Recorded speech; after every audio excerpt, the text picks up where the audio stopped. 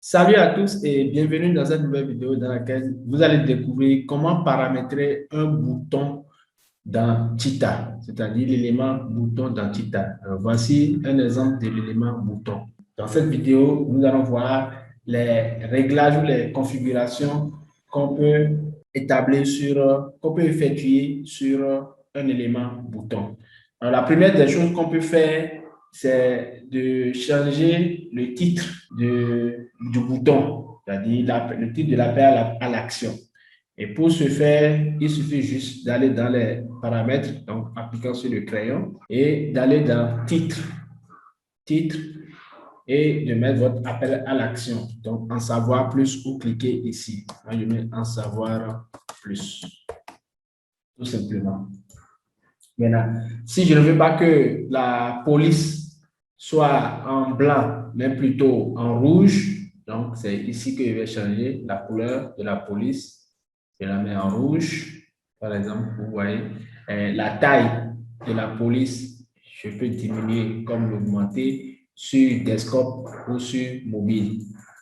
D'accord? Je peux choisir également le style de la police en monito. Voilà. Si je veux, je peux ajouter une icône à gauche ou à droite du test. Donc, je choisis par exemple une icône de check, dis yes, je sélectionne et je peux choisir de mettre l'icône à gauche ou à droite. Bien. Donc, ça, c'est pour le titre. Si je veux, je peux ajouter un sous-titre. OK? Et sous-titre, le voilà ici, sous-titre. Donc, c'est le même paramétrage que le titre. Donc, je peux ajouter 100% gratuit. 100% gratuit. Voilà. Et la couleur, la taille, c'est la même chose que le titre. Ensuite, un autre paramétrage que je peux faire sur l'élément bouton, c'est la taille. Donc, je peux directement, en prenant le bout inférieur droit ici, modifier la taille du bouton pour ajuster avec ma police, avec mon appel à l'action. Ou soit, je peux directement aller dans les paramétrages et modifier la taille par ici, la largeur et la hauteur, tout simplement. Un autre paramétrage qu'on peut effectuer sur le bouton, c'est bien sûr la couleur d'arrière-plan. Donc ici, nous avons une couleur noire en arrière-plan. Moi, je peux choisir une couleur autre que le noir. Donc, il suffit d'aller toujours dans les paramétrages et d'aller dans couleur générale. Couleur générale, donc vous voyez ici, c'est noir. Donc, je peux changer la couleur en bleu, par exemple, vous voyez, ou en jaune, jaune, d'accord, ou toute autre couleur de votre choix, d'accord, ou en vert, ok. Maintenant, je peux aller au-delà, je peux, vous voyez, lorsque je survole le, le bouton, si je veux que la couleur change, donc c'est ici que ça s'opère, donc effet de survol, couleur d'arrière-plan, donc vous pouvez choisir. Donc, mais moi, je vais enlever ça, vous pouvez le faire vous-même. Alors, ce qui est intéressant, c'est que vous pouvez aller au-delà des couleurs pour l'arrière-plan, vous pouvez même mettre des images à l'arrière-plan. Donc, au lieu de mettre des couleurs, peut-être c'est votre logo, vous avez créé une image spécifique pour l'arrière-plan du bouton. Donc, vous pouvez choisir l'arrière-plan ici. Donc, vous pouvez mettre une image spécifique à l'arrière-plan. D'accord? Ça peut être n'importe quelle image, pourvu que ça soit adapté au message que vous voulez porter. Donc, moi, par exemple, je vais dans la galerie, donc je vais chercher les boutons et je prends un au hasard que je choisis et ça va venir ici là. Donc, voilà comment vous pouvez changer l'arrière-plan d'un bouton.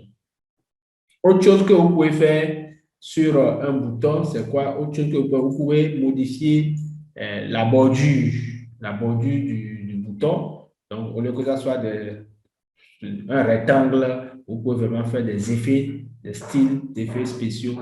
Et comment ça se fait? Il suffit juste d'aller dans les paramétrages et d'aller dans bordure.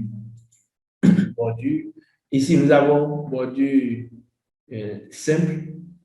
Donc, vous pouvez choisir la forme, soit c'est pointillé, soit c'est des tirets, soit c'est double trait, soit c'est très plein. OK? Et vous pouvez choisir la taille. Donc, je prends par exemple des tirets et je choisis la taille. Si c'est taille 1, je choisis la taille, vous voyez déjà. Et je peux choisir la couleur de la bordure. Donc, je peux peut-être mettre du blanc ou du noir. D'accord? Vous voyez, plus j'augmente la taille, plus c'est gros, plus je diminue. Donc, vous choisissez quelle forme de bordure vous voulez adopter à votre bouton. Au-delà de ça, vous pouvez aussi arrondir les bordures.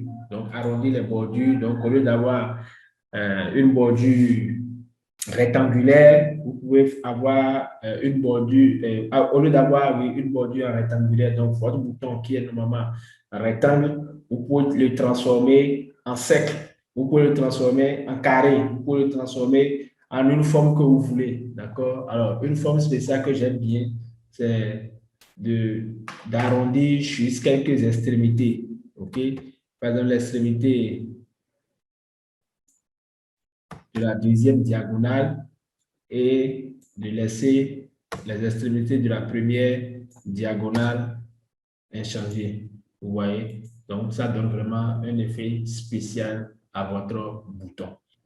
Un dernier élément avant de boucler cette vidéo, toujours sur les boutons. Alors, les boutons, par nature, ils sont créés pour des appels à l'action. C'est que pour inciter le visiteur à faire une action donnée. Et donc, on ne peut pas parler de paramétrage des boutons sans vraiment parler des redirections. OK? Donc, je ne saurais terminer cette vidéo sans parler de redirection sur les boutons. Donc, vous avez fini de designer votre bouton. Il faut toujours indiquer qu'est-ce qui va se passer lorsque on va cliquer sur le bouton. OK? Et donc, qu'est-ce qui va se passer lorsque on va cliquer sur le bouton? Là, vous le faites avec cet élément, définir le lien. Donc, l'icône en forme de trombone, vous cliquez là-dessus. OK? Et vous définissez. Si vous voulez que, en cliquant sur le bouton, qu'on aille sur un lien spécifique, vous mettez le lien ici, l'URL ici. Si vous voulez qu'on aille sur une page spécifique de votre site, vous choisissez la page. Par exemple, si je veux qu'en cliquant sur le bouton en savoir plus, qu'on aille sur ma page service, je vais juste cliquer sur service et je vais mettre sélectionné.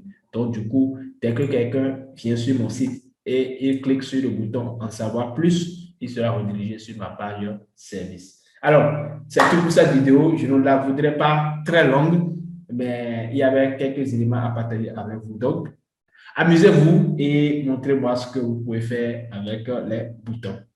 On se retrouve dans une prochaine vidéo.